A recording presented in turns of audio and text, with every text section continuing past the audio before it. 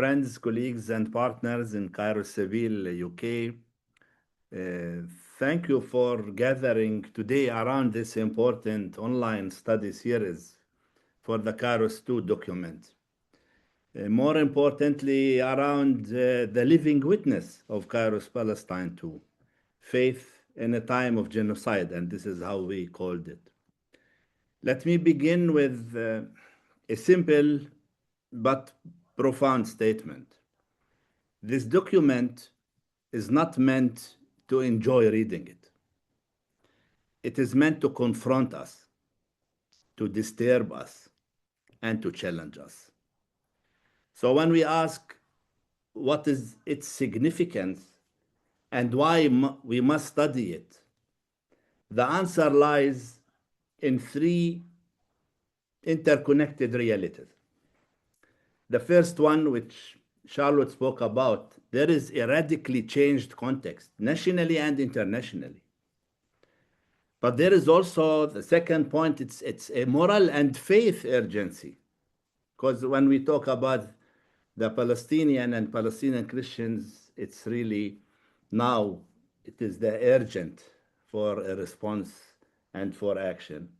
And the third, it is a call to transformative actions. So it's not just to read it, but also to act on it. And I'm going to share with you some points. My first point is about this radically changed context. And again, what Charlotte said, it is about existential threat.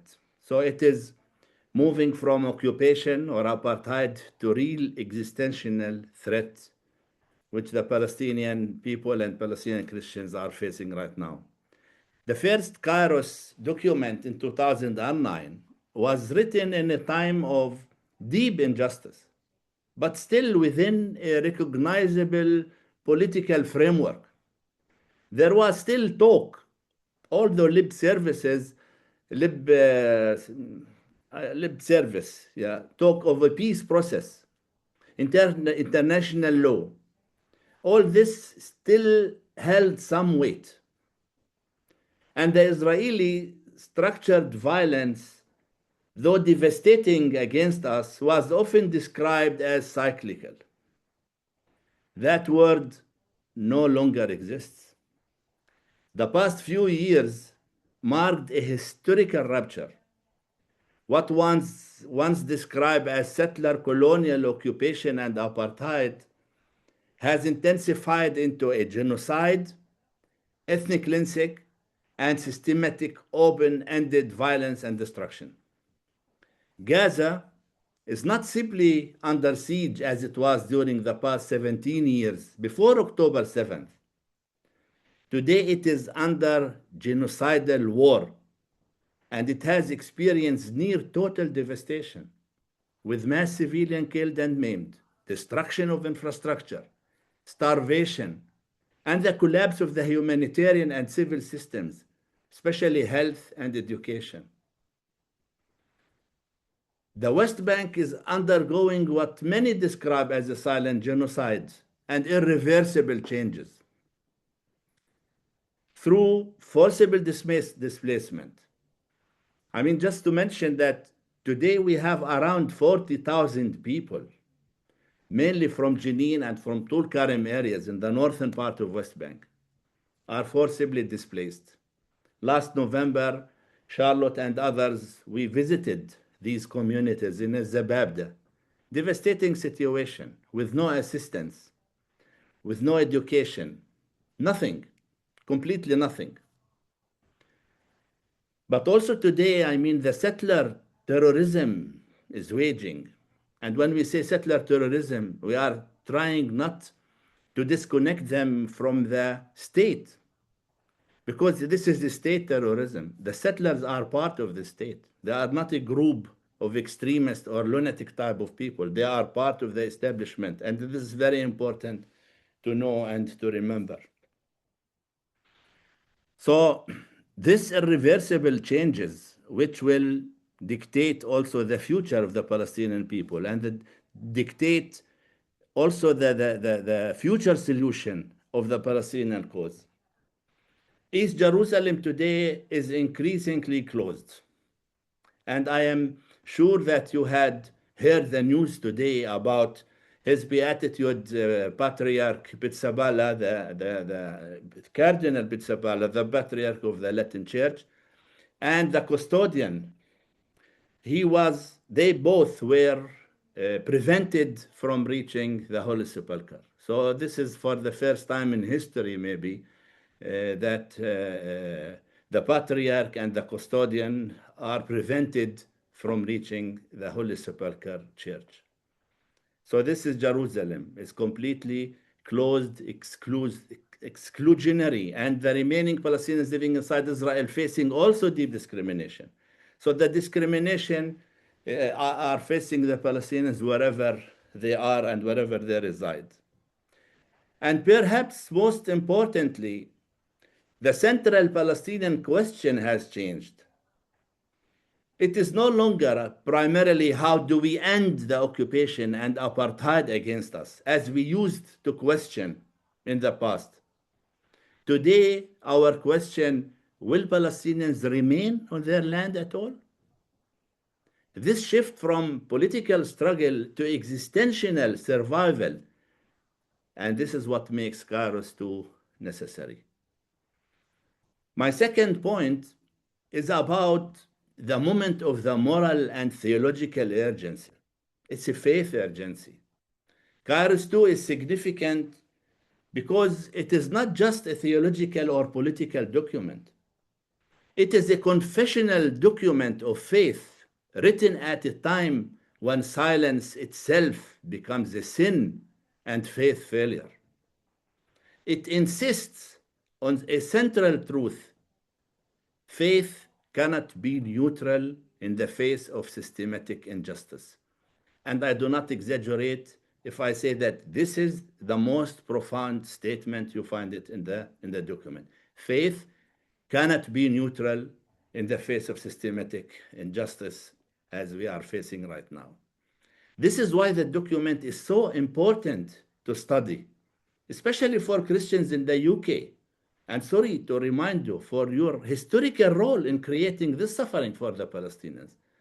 From Balfour Declaration, from the British occupation to Palestine in the 20s till the 40s, the partition resolution, all this put UK in a position to bear the brunt with the Palestinians.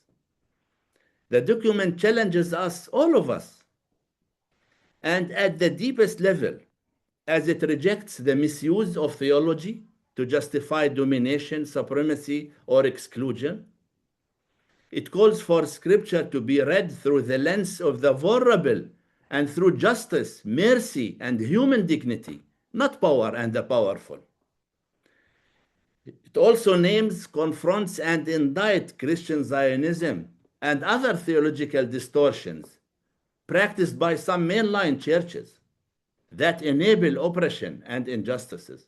So it's not just Christian Zionism, but we find such a theology in the mainline churches, in some of the mainline churches. In doing so, the document asks a deeply uncomfortable question.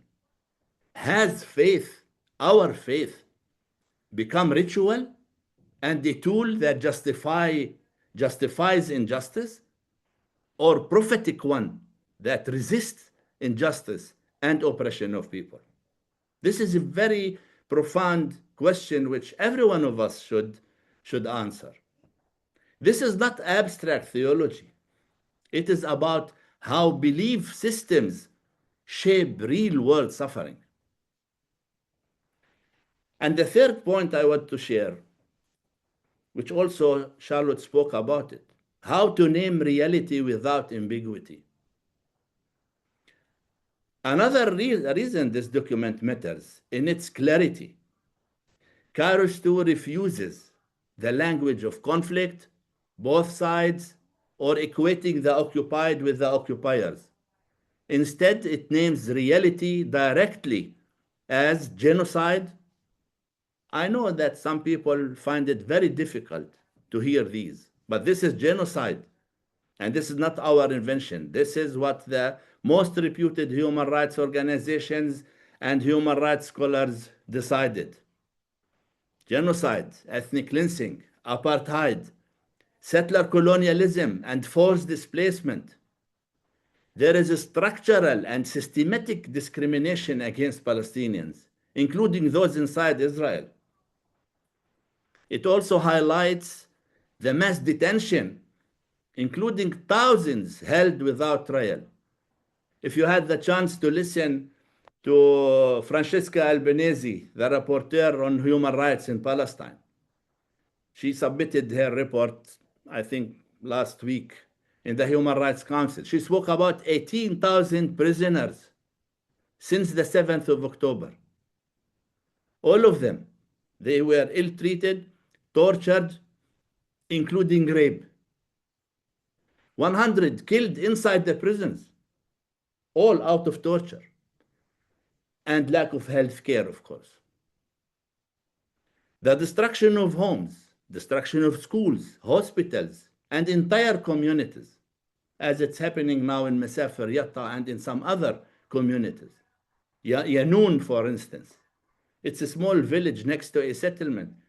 This was, I mean, they were survived there thanks to the EAPPI program, the ones who from the World Council of Churches. They accompanied the people. I mean, try to push the terrorists, the settlers out of that village. Today, it is completely occupied and they just kicked out their people. And let us not forget, and thanks Sharon also, Charlotte, for mentioning this, because today we feel that the Christian communities are targeted in entire Palestine. If you take Palestine, Beit Sahur, for instance, my city, today there is another settlement being built in Beit Sahur, and this will push half of the community out of Beit Sahur. Other villages, also Christian communities, are targeted, like Taiba, Ain Arik, Aboud, Birzeit.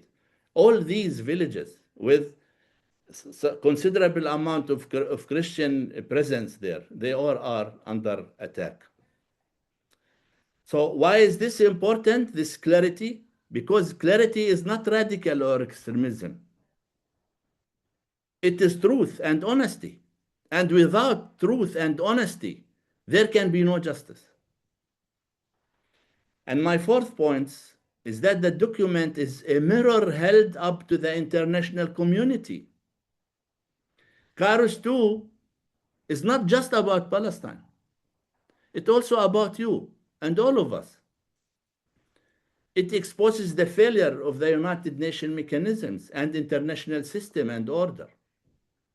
International law is increasingly ignored or selectively applied. Western governments no longer maintain even the appearance of neutrality. Institutions meant to protect civilians are weakened or complicit. And today the civil society is under pressure. You know, I mean, most of the reputed human rights organizations in Palestine, they just closed down because they were designated as terrorist organizations by the Americans and by the Israelis. For UK audience, this is particularly significant because the document asks us all, are human rights truly universal or selectively applied? Are some lives treated as less valuable than others? It challenges us all to confront the gap between stated values and actual policies of our governments. And my fifth point is about the need to move from sympathy to responsibility. One of the strongest messages emerging, both from Kairos II, is that this is not a moment for charity. It is a moment for responsibility. We challenge the world, and mainly Europe, to move beyond humanitarian concern to political clarity. The document calls for consistency in upholding international law, courage in speaking truth even when it is uncomfortable, integrity in aligning actions with values. It urges churches and civil society to move from statements to meaningful pressure, from neutrality to costly solidarity, which also Charlotte spoke about. Costly solidarity. We live in a costly steadfastness and resilience. And we need your costly solidarity to accompany us. We need to move from abstract concern to concrete engagement. And my sixth point is the document, it is a call to action rooted in faith. Kairos II is not only diagnostic document, it is deeply constructive. It reaffirms forms of creative, nonviolent resistance, which we spoke about in Kairos Palestine document, the first one, I mean. When we spoke about creative resistance, loving resistance, resistance out of love, not out of hatred. We see BDS, boycott, divestment, and sanctions, as a nonviolent tool. It is transparent, community-based, can bring justice to the victims. Come and see is also our call, to come and see our reality and to go to talk about it. We see advocacy and mobilization as a concrete actions, legal accountability, uphold and protection of international law. Today, international law is at stake. Human rights is at stake. We need to protect them. And we need to amplify the Palestinian voices. And that's what you do right now, and we are very much appreciating this. It frames these not as political tactics, but as expression of faithfulness. But also the document, it speaks also inwardly, calling Palestinians to unite, accountability and renewal. It criticizes corruption and called for leadership renewal, affirming the leadership of women, encouraging youth to remain agents of hope despite despair. And it expands the vision further by linking justice with environmental responsibility, connecting the theology of rights with the theology of creation, naming what happened in Gaza as an ecocide, envisioning a future based on equality, pluralism, and shared dignity. And finally, my seventh point is why we must study this document, as you are trying to do right now. And here I can have at least 5 critical things. The first one, it helps us understand reality truthfully in a time of distortion and denial. You know, international media and many media channels, they just distort reality. It helps us understand this reality in a very truthful way. It reclaims faith as a force for justice, not oppression. It challenges complicity, especially within churches and Western society. Silence, justifying oppression, all these are part of moral failure. It also provides a framework for ethical action, not just reflection. Reflection, studying is okay, but we need ethical action as well. It calls us into a deeper, more costly form of solidarity. We know today, and this is also a context changed. You know, for the past years, we witnessed and we saw how our resistance was criminalized, even the nonviolent ones.